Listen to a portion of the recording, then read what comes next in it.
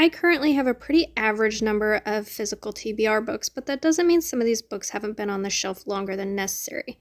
So my mission, should I choose to accept it,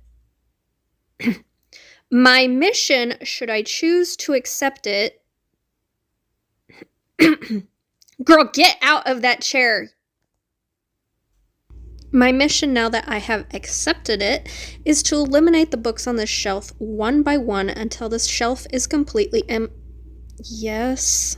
I know you're about to say something really ambitious, but could you aim for a little less delusion for my sake, please? I swear, readers these days. We're gonna eliminate the books on the shelf until it is half empty. That's 3 shelves, stop counting.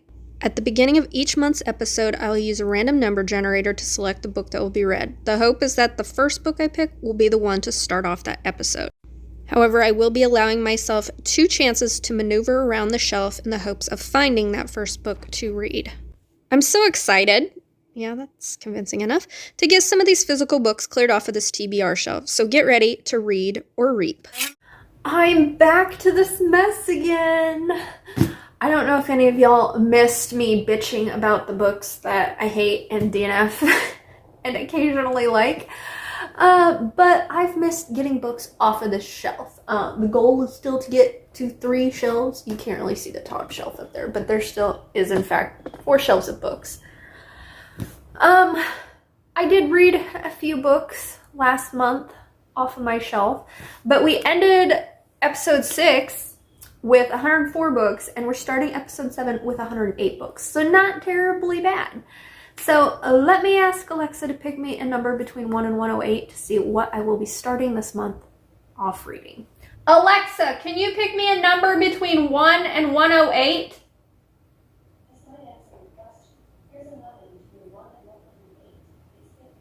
51.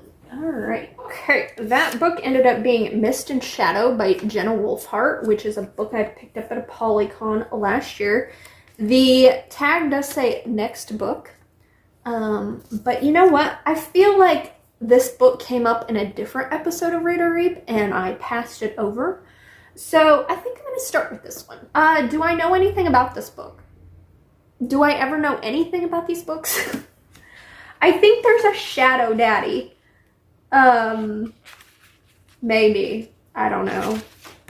I literally don't know anything about this book. I've never really heard anybody talk about this book either. But I have read Jenna Wolfhart's, like, cozier fantasy romances. So I'm hoping that I like this. So we're going to start with this one and see how it goes. I'm in the middle of working, which means I'm listening to an audiobook, but I wanted to give you an update on this before I finish it. So this is your basic, like, fantasy romance.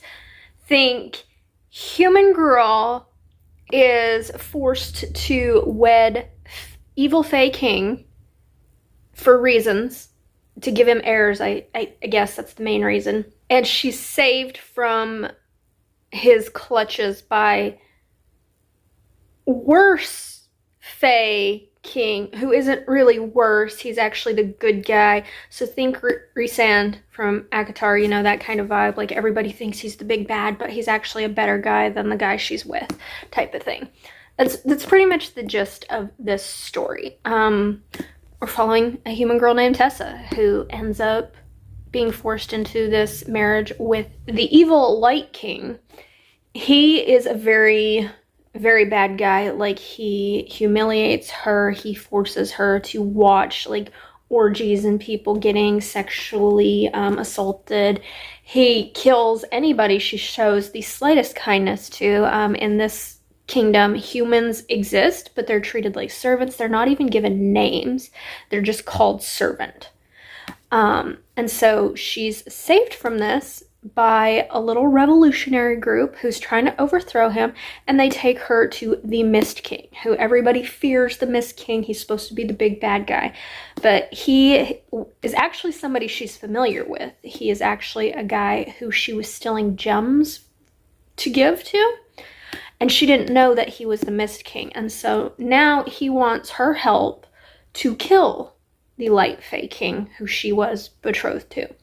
And she's the only one who can do it because she has to wield this dagger that only humans can touch to kill him. So they're journeying back to his kingdom to try and get it so she can kill this guy. And I'm sure in doing so, they're gonna fall in love. They have a connection. He can sort of like go into her dreams and talk to her and communicate with her.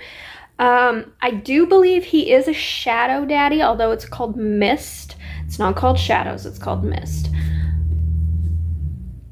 But same thing pretty much. But he does have, he has a raven or a crow familiar, which is kind of cute. But yeah, he's pretty much your Rhysand character is what he is. There's nothing in this that is really stand out to me. If you've read any other fantasy romance with this type of dynamic, you've pretty much read them all. Now, that's not to say it's a bad thing or anything. Obviously, I am well over 50% into it, and I haven't had the desire to DNF it at this point.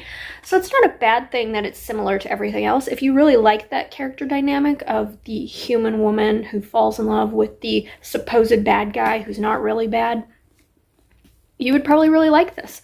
But I don't see it being anything standoutish, because while I can enjoy those type of stories, they're not exactly like my favorite type of dynamic. I wish maybe if he were a light fae and he had some like light powers, that would be something different.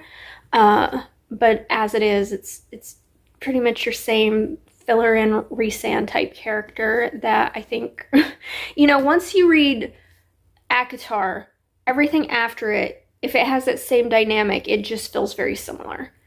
So it's not that it's a bad story for that, it's just that you've already read it. And if you really like a certain book, then chances are it's not going to live up to that book that you initially love. So if you've never read the ACOTAR dynamic, and this would be your first introduction to that type of dynamic, you could probably really, really like this. So right now it's sitting at like a 3-star read. It's fine. It's keeping me entertained. I'm not hating it, but it's nothing standout.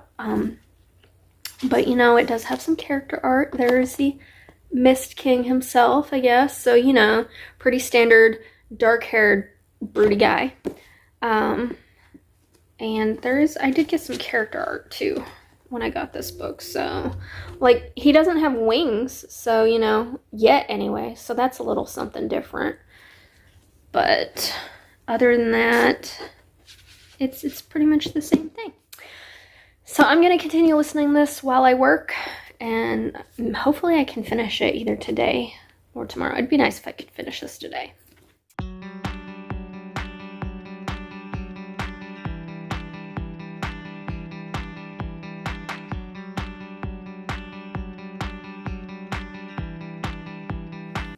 Alright, I'm looking somewhat cute today, so I got dressed up.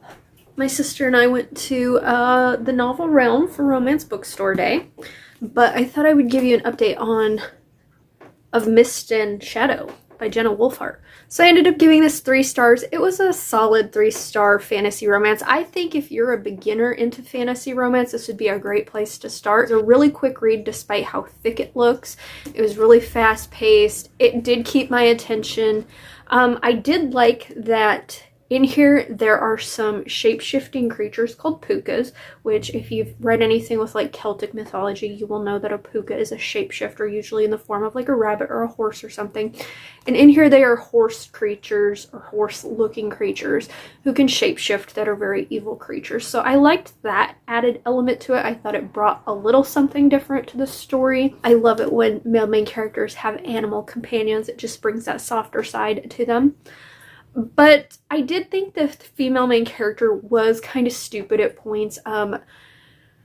The male main character does nothing but save her continuously. He does lie to her a couple times, but he doesn't do anything terribly bad to her. It's just in her mind, she has grown up hearing stories of how bad he is. And so when something happens, despite all the good things that he's done and how much he's helped her, she automatically takes the word of somebody else in this story and like thinks that he's betrayed her in some sense. And so she goes out of her way to betray him back without thinking through his actions of what he's done. And I'm like, girl, he's done nothing but prove that he's not the bad guy that people make him out to be, and yet you're taking the word over somebody who you don't know in place of his. And so I thought she was really dumb in that aspect.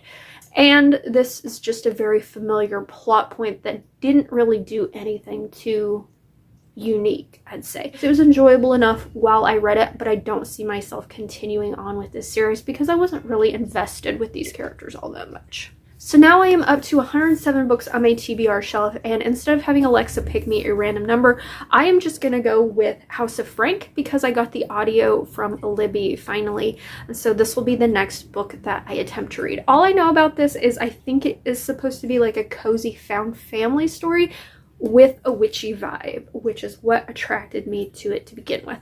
I haven't really heard too many people talk about this. I think my friend Yami, she said she did read it and she liked it, so I'm hoping that I like it as well. But that will be the next book that I attempt to read. But I thought I would share with you a smallish book haul because my sister and I went to the Novel Realm today.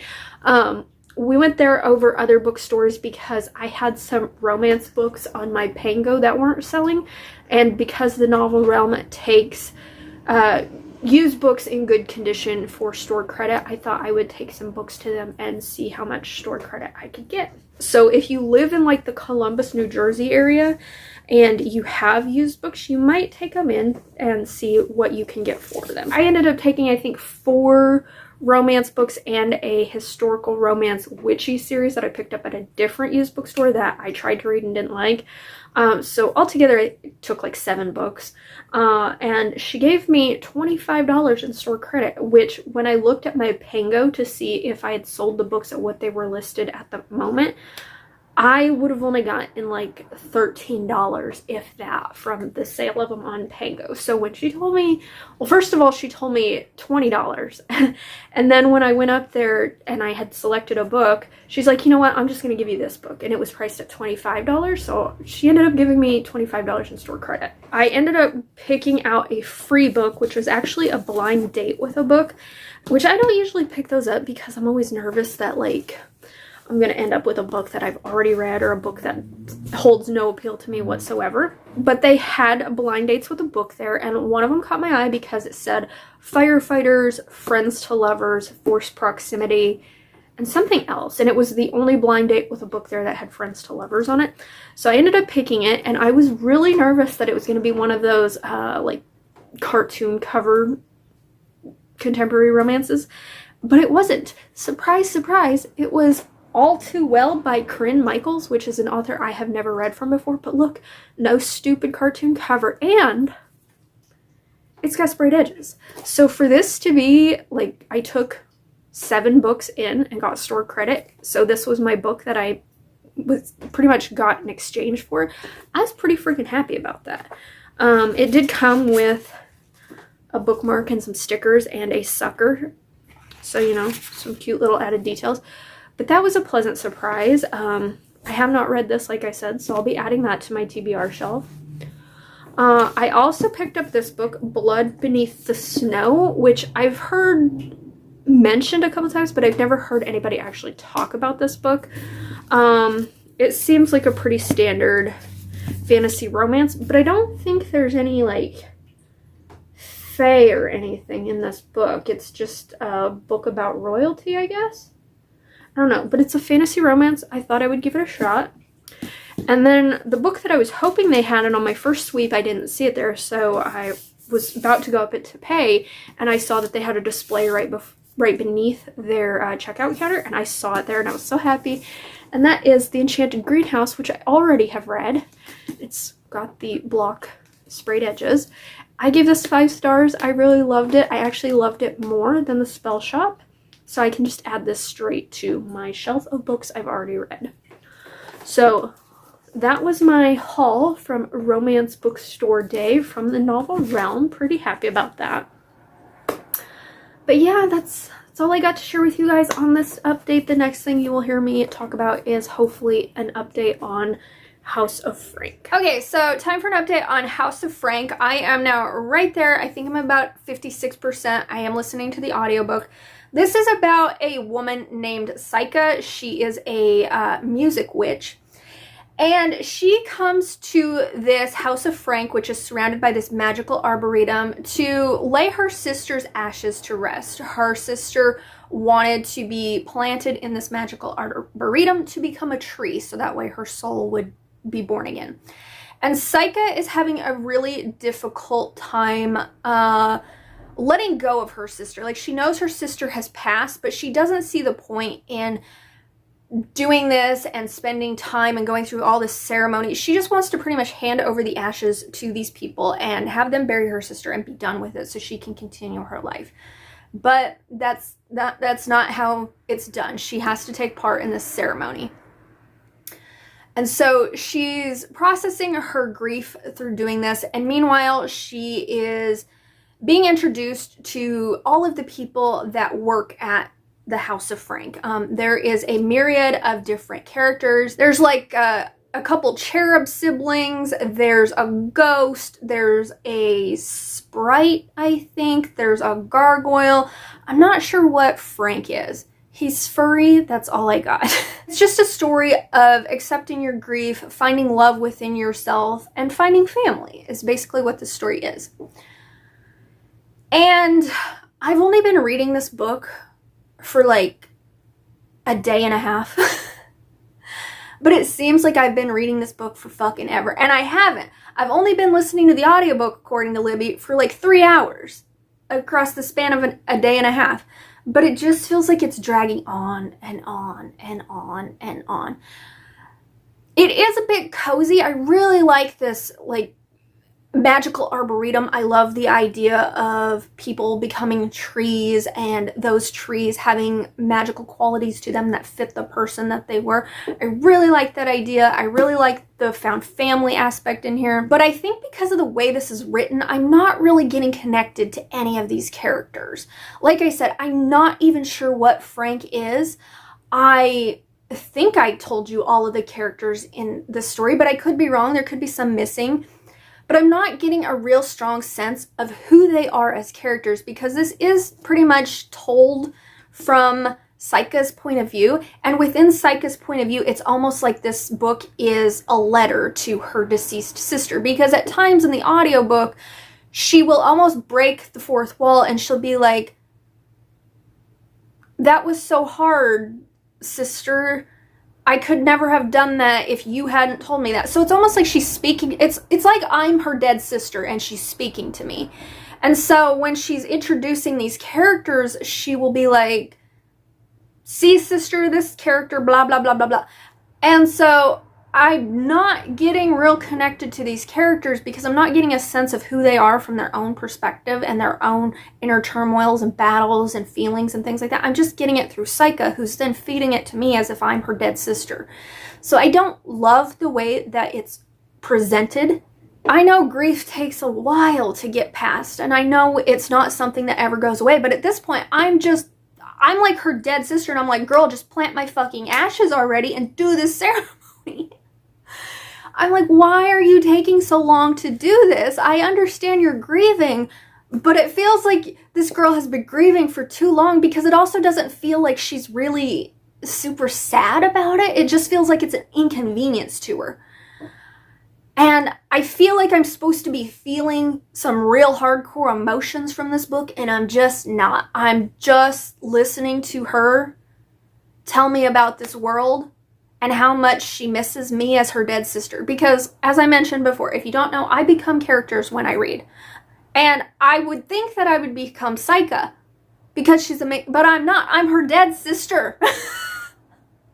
And her dead sister isn't even a fucking character within this book, but because she's narrating it to me, I feel like I'm the dead sister. And I'm just watching all of this play out like a little ghost up here, being like, "When are you going to plant my fucking ashes already so I can become a tree and live the life that I wanted to live in death?" Probably the character who I've connected the most with emotionally is the dragon, whose name is Beelzebub. I can't say the name. Beelzebub, maybe? And that's because this dragon wants a family, and she keeps laying eggs to have a family, and they keep taking her eggs and selling them to keep this house afloat. So I'm more emotionally connected with the dragon than I am the main character of this book, quite honestly. And it's pissing me off. And I've considered DNFing this book at least 5 times. At least 5 times. Because I'm only right there. I still have like 40% more to go. And I'm just thinking, my God, why is it taking you so long to bury me? I feel like this is supposed to be like The House in the Cerulean Sea, where I'm supposed to be emotionally invested with all of these characters. And I'm just not. But it's such a pretty book. It's so cute. And like the concept is really cute and cozy. I just don't feel anything because apparently I'm already dead in this story and I'm just waiting for somebody to plant me. I did it. I managed to make it through House of Frank. I listened to this while I was working today, so, you know, it helped me get through it. But I'm going to give this like 3 stars. It was a fine story. I liked the, you know, exploration of grief and acceptance and letting go. I just didn't feel any strong emotions for any of these characters, because I don't feel like I got to know any of these characters. Even toward the end of this story, a revelation is found out about one of the characters, and it's supposed to be this sad revelation. But I didn't know him well enough throughout the story to even care about the sad thing that I found out at the end of this story. So it just didn't hit me on the emotional level that I think this book wanted to hit me with. So, sadly, this wasn't a win for me. I even dislike it more than the last 3-star that I read. So, I will be reaping this from my collection. But there are now 109 books on this shelf. I did add a couple, so let me ask Alexa to pick me a number between 1 and 109, and I will see what book I read next. Alexa, can you pick me a number between 1 and 109?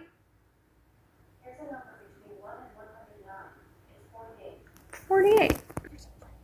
Okay, book 48 is Mr. Fixer-Upper by Lucy Score, and this one says 5th shelf, 9th book. I don't have 5th shelf, so we're just going to read this because I don't have a 5th shelf of books. I still only have 4 shelves, so this is going to be the book that I read. Do I know anything about this? Absolutely not. So this will be my first Lucy Score book.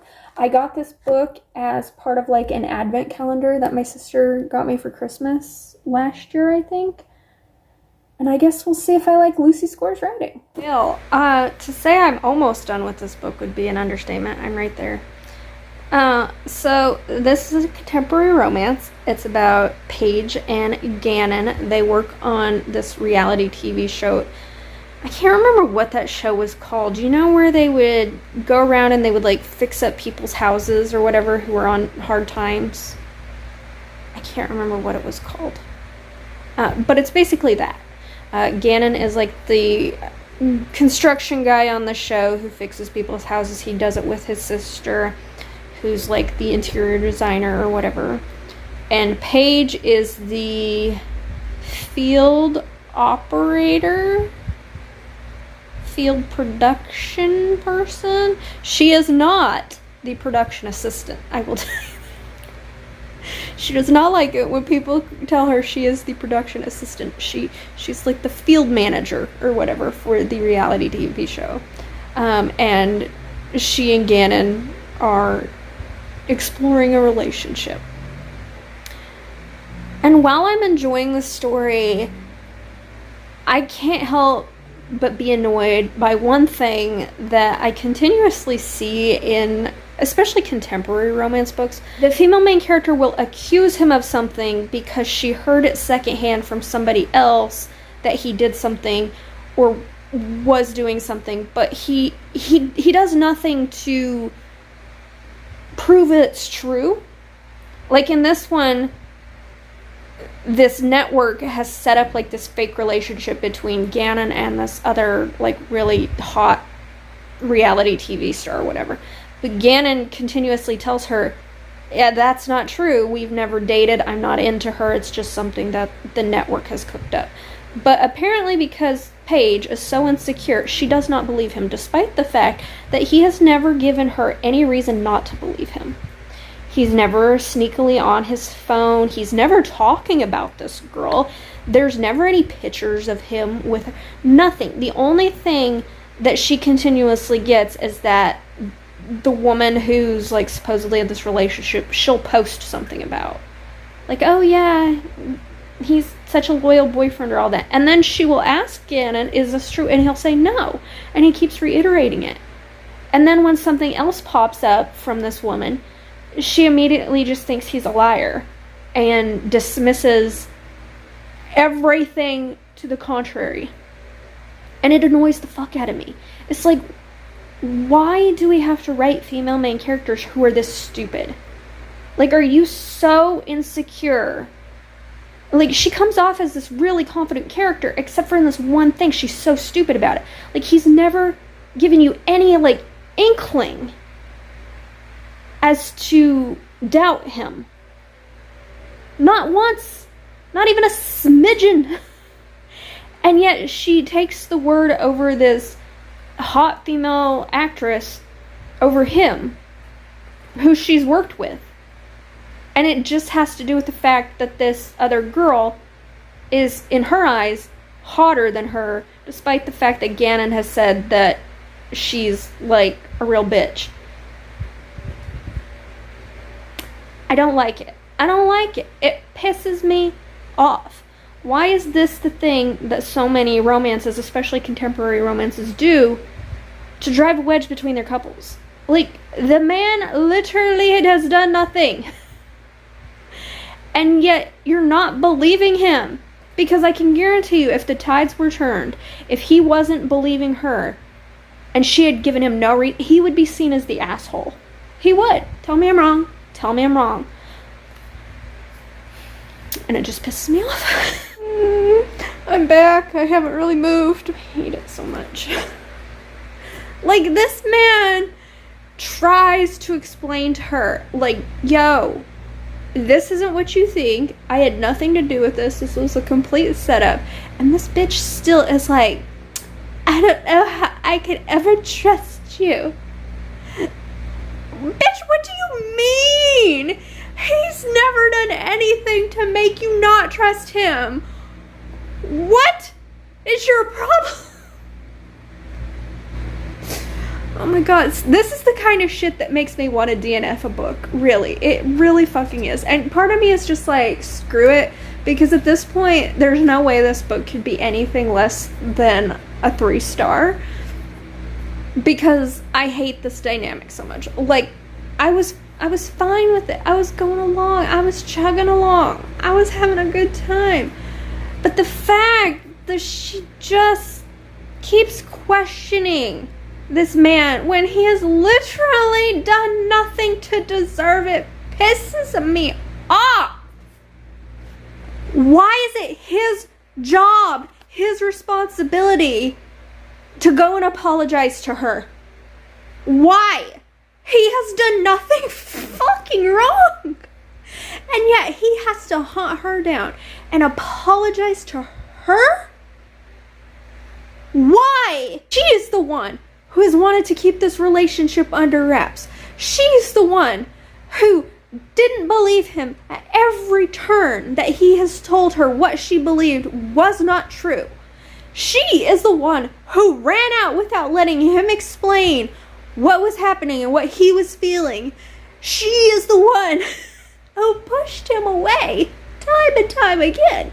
And so when he chases her down and goes through all the twists and fucking turns and rabbit holes to finally get her to understand, she's all like, why didn't you tell me this? Bitch, he tried to tell you! Why is this a fucking fantasy of women's that you can be a total fucking bitch basket case and the man will still run after you and chase you down and apologize for something that was never his fault to apologize for? Like, is that what women fantasize about? Is that what women want? Because it just doesn't make sense to me. It really fucking doesn't. Because let me tell you, if the shoe was on the other foot, man, and he treated her this way, what woman would chase after his ass and beg for his forgiveness? No one! This is a man who clearly loves this woman despite the fact that he deserves better, and it just pisses me off. Because I can't stand being this character, and this is the problem when you become the main characters. I'm not this stupid. I'm not this terrible of a person. I would never treat somebody this way and expect them to come running after me if I completely disregarded everything they said and how they treated me.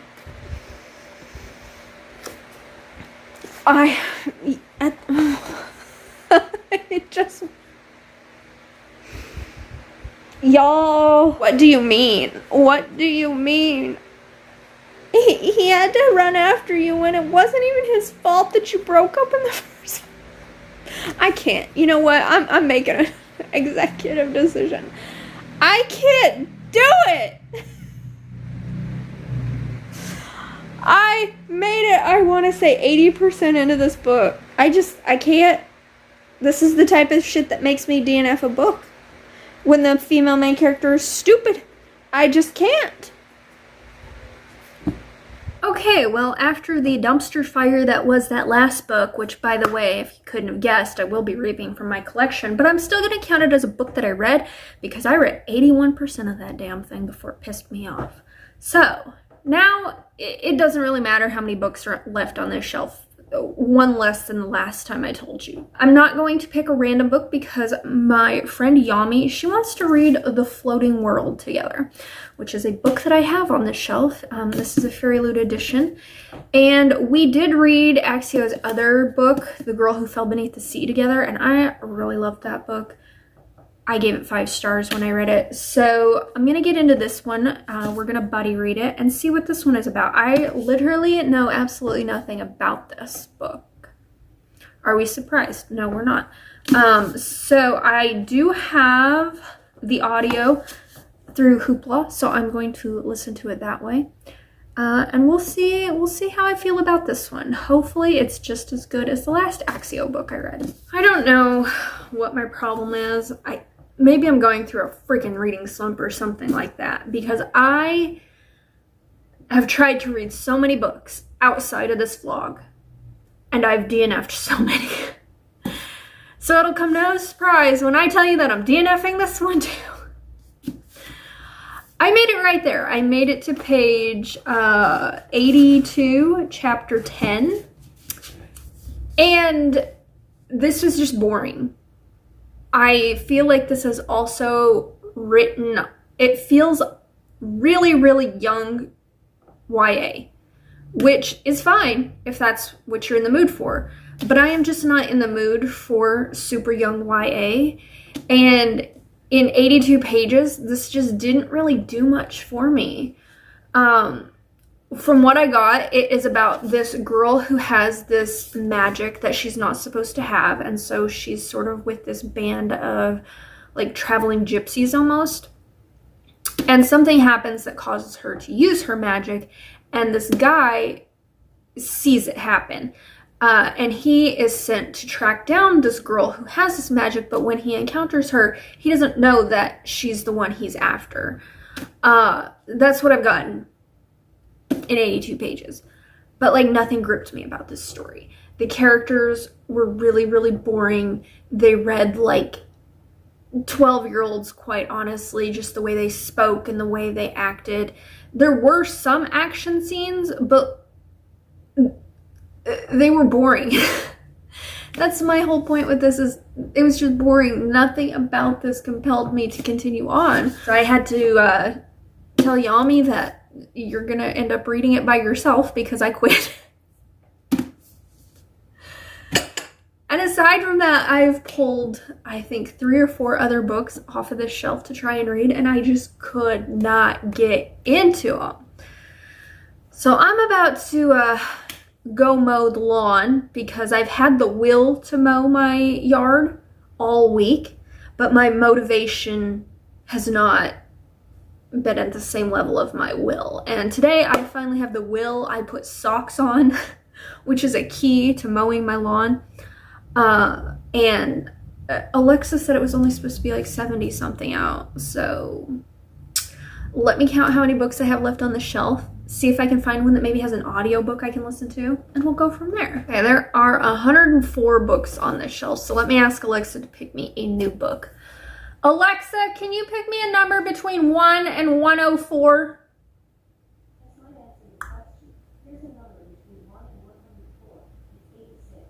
86, okay.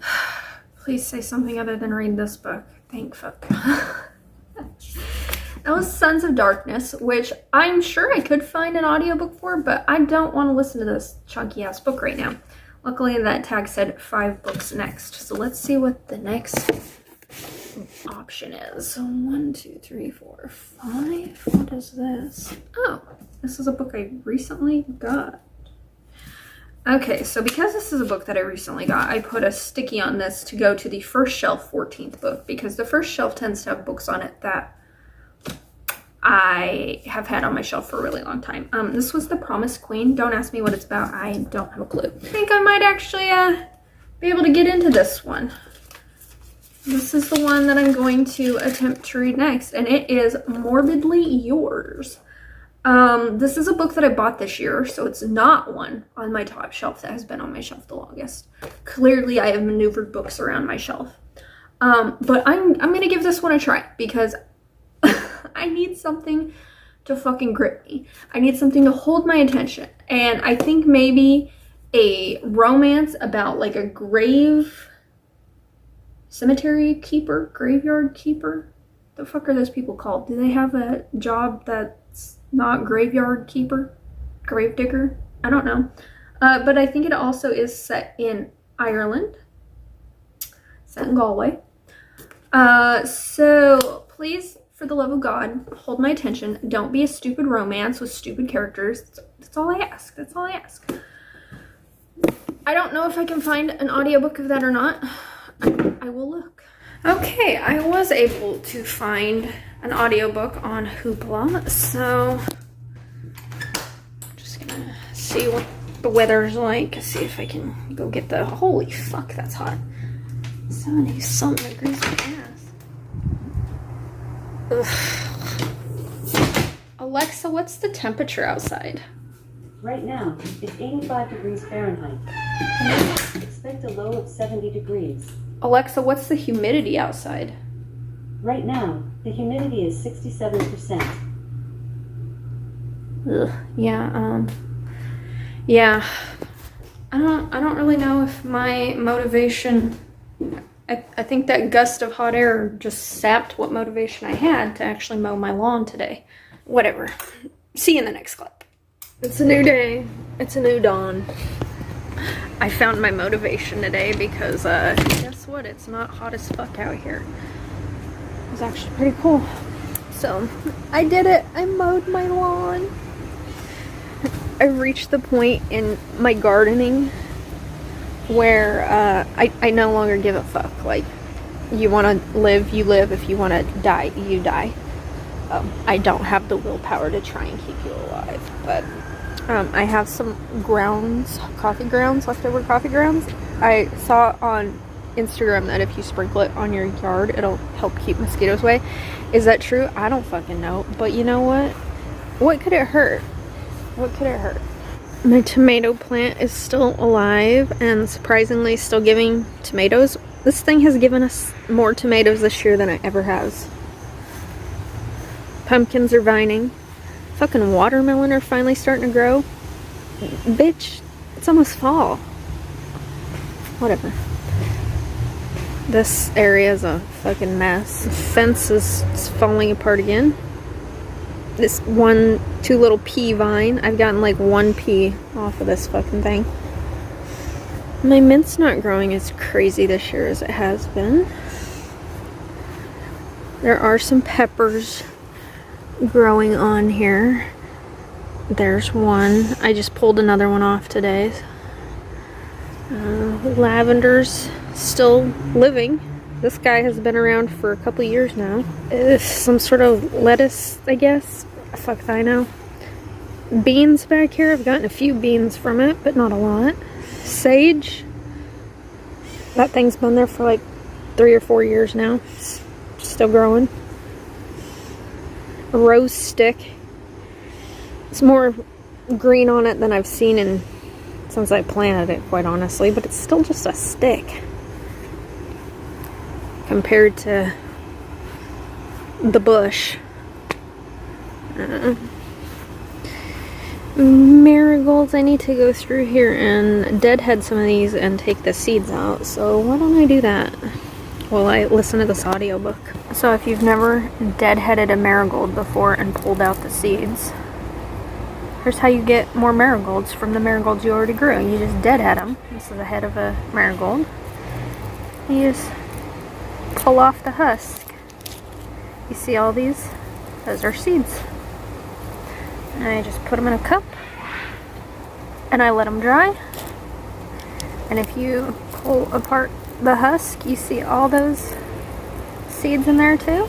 Look at all those marigold seeds.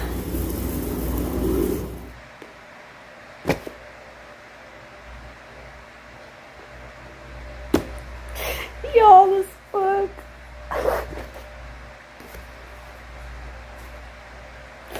This is so fucking good.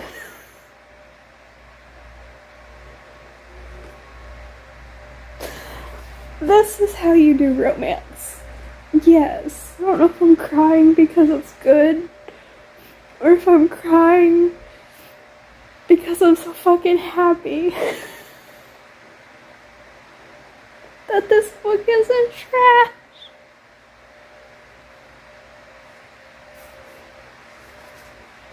I have 10% more to go in this.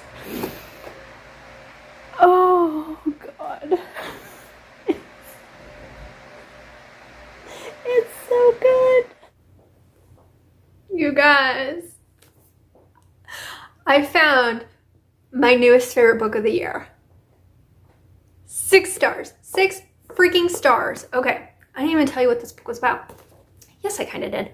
Anyway, this is set in Galway, and it is about Colum, who is an undertaker. That's what he's called. He's an undertaker. And he's very introverted, very shy. He's demisexual. He has a stutter, and so he's very, like, insecure about that, and he keeps to himself a lot. He ends up getting this new neighbor, who is Lark, who moved to Galway from Texas to escape her life after her husband had passed away, and she was dealing with a lot of stuff. So she takes this job as an animation specialist for this studio. It's her first day in her new apartment, and she accidentally gets delivered body bags. And so she takes them over to her neighbor, and she's just hoping he's not a serial killer. But, like, why would he be a serial killer? They would keep that more under wraps, right? That's what she's thinking. And she ends up finding out that he is an undertaker. And he needs somebody to marry him before he turns 35 so that he can keep his mortician business in the family. Otherwise, his estranged father is going to take it, and then he's going to sell it. And that his grandpa wanted him to find somebody and settle down, and so they put that stipulation in the will. So he needs to find somebody, but he you know, he has to get to know somebody. He has to feel a connection before he's sexually attracted to anybody. And Lark, she just wants a friend because she's new in the area and she really doesn't know anybody. So she's like, hey, let's help each other out. I will help you in the whole dating scene. I will help you set up dating profiles, and we could just be friends. And as you know, as it goes, these two end up falling in love, and it was so good. This is a great romance. Okay, first of all, I loved the Ireland setting. I loved the found family of who she found in Ireland to really connect with and be her friends and stuff. I feel like this is a very diverse group of people, even though it is set in Ireland, and I'm pretty sure most of the people are white, maybe, I don't know. But just the characters themselves, I felt like were very diverse in their age range, in their sexualities, in their social economic statuses, in their levels of grief. It had a lot of diversity if you take out the whole like skin color thing, okay? But I loved their romance. It was very slow building. It's friends to free lovers. Strangers to friends to lovers, which is my favorite. They were so cute together. She really brings him out of his shell. She doesn't like mind that he has a stutter, as a lot of other people have made him feel very insecure about that in his life, and the fact that he grew up helping his grandfather in his mortician business. He was made fun of a lot for that, and so he's a very shy, very introverted character, and he just Colum, my sweet Colum, he's so sweet. And once he acknowledges that he is in love with this woman, the things he does, it's just so sweet. But it's also sexy as hell. The Irish, the dirty Irish talk. Oh, hell's bells. It was so good. It was so good. Ooh. He says something in Irish that I can't say, but it means my pulse. He really helps her through her grieving process and to realize that the death of her husband wasn't her fault, despite what she was like told, and he helps her process her grief. Now, one thing I really, really appreciated about this is something that I bitched about in the last one, okay? She does something and she apologized for it. She had to seek him out, she had to apologize to him, and she had to make up for the things that she did. And I was just like, yes, this is how you write a female character. This is romance. This is so freaking good. I loved it. Oh, it made me tear up. It made me cry, and like you saw in the clip. And honestly, I still don't know if I was crying because I just, you know, after shitty book after shitty book after shitty book, I just had a streak of great books, and this was one of them. And I loved it. I loved their relationship, and I loved the family that they surround themselves with, and what this little community is willing to do for one another. And it was just so good, and how he takes an interest in her. And their occupations aren't just like something I'm like, oh yeah, he's an undertaker, she's an animation specialist, you know. You actually get to see it within the story of how that affects their lives and things like that. And I'm not gonna, I kind of liked the times when he was like working on dead bodies. It was kind of funny. And it was so cute. Oh, and he gives her a mouse. He gives her a mouse. Ah. You guys. If there was one thing I could say that I didn't like about this book, it's this cover. It's not the worst illustrated cover that I've ever seen, okay? But I wish I could find like a special edition of this book that didn't have an illustrated cover on it, because I adored this with every fiber of my soul. Highly recommend. Oh, it'll definitely make my best books of the year list for sure. Keeping. And now I'm kind of nervous because on that high, what's going to be next? I mean, I have had, aside from that book, I've read like books outside this blog that I had like a 6-star, a 5-star, another 6-star. So maybe I'm on a winning streak after all the shitty books. But there are now 103 books on the shelf. Let me ask Alexa to pick me my next read. Alexa, can you pick me a number between 1 and 103?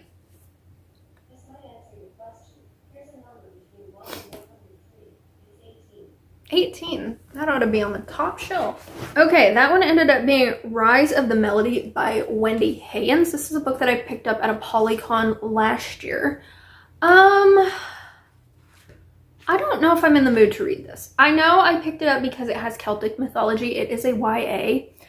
And the tag on this says read the next book. So I'm going to see what my next option is going to be. Okay, next up on the shelf was The Hedge Witch by Colleen Delaney. I don't know really anything about this. My cousin sent it to me for Christmas. All I know is a witch. I'm assuming she's a head witch. It's really short though. So let's see. Hopefully this tag, maybe I'll read this depending on what this is. This tag is not helpful. It says 5 books above, and that's on the top shelf. Obviously, I've moved this book around. So I'm going to read this one. It's short. It's witchy. Hopefully I should like this. So let's start reading and find out. Okay, so The Hedge Witch. This is a contemporary paranormal. It's about this group of sisters who are all witches. They live on this island, and one of them, named Laurel, is a hedge witch. So she can hop into this world that she calls the hedge world. She pretty much just goes into like a trance and she goes into this other world. And while she is there, she sees this man, and this man is somebody who used to be a long lost love of hers in a past life. And it's the first time she's ever encountered him again. And then we're meeting Owen, who happens to be that man in the present day, and he is coming to this island because I can't really remember why he's going there. Some reason he's going there. And they are going to reconnect. So I am at 72 pages, chapter 8. This book is only like 240 pages long. But I'm DNFing it. It has been about 4 days. 4 days of me trying to read this book. And I don't think there's necessarily anything wrong with it, other than the fact that I was just bored and I didn't connect to these characters at all. The writing isn't super bad or anything like that. I think the one thing I could say about the writing is this author likes to describe things that hold no importance to the story. Laurel will go up to her room to read a tarot spread, and she will say something like, "Oh, I usually put out a rug in the winter time to keep it warm in here. This rug is," and she'll go on to describe the rug, and I'm like, okay, why the fuck do I need to know that? Is this rug gonna be important? Is it like a fucking rug in Aladdin or something? No, she's just using it to describe random shit. And so I got tired of that because it wasn't just that one instance. She would just describe random shit that had no importance to what was going on. So that was like the one thing I could say is bad about the writing. But other than that, I'm just freaking bored. Like, none of these characters are gripping me in what is essentially 80 pages of a 240-page book. It's almost time for me to get this vlog uploaded. And I don't want to continue reading this anymore because I've basically been like forcing myself to read a couple chapters every night. And I'm not enjoying myself. So this will be reaped. And that will be the end of this episode of Read or Read. So, as a recap, let's go over what I did manage to read in this episode. I read Of Mist and Shadow by Jenna Wolfhart, gave it 3 stars. I will be reaping this from my collection, just because, you know, it wasn't anything spectacular, but it was decent. I then read House of Frank by Kay Sinclair. I also gave this a 3 star, a lower 3 star than Of Mist and Shadow. Reaping this, it wasn't that great. I then tried to read Mr. Fixer-Upper by Lucy Score. I read 80% of this. I'm counting it as a read. But I DNF'd it at 80%. I will be reaping it. Don't recommend it. And then I tried to read The Floating World by Axio. DNF'd this. Will be reaping it. And then we got Morbidly Yours by Ivy Fairbanks. 6 stars, will be keeping, new favorite book of the year. And I tried to read The Hedge Witch by Colleen Delaney. DNF'd this as well. So this episode once again was filled with quite a few duds.